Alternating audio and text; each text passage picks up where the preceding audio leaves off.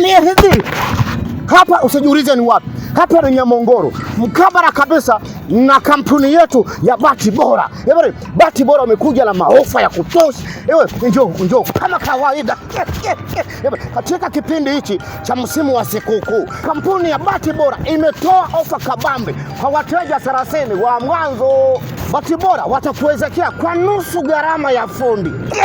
Na hii ina maana kwamba kila siku tutaezeka nyumba moja kwa kipindi cha siku 30. Ewe, mazawadi bado yanaendelea kumiminika kama unavyoona. Ukija kununua bati kwenye kampuni yetu ya Bati Bora, utapata safety bure, t-shirt bure, umeona bana, utapata misumari bure, na vile vile tutakupelekea mabati mpaka kusema kwenye site. Na vile kuna mabati aina tofauti. Usijiulize sasa, kuna mabati aina tofauti.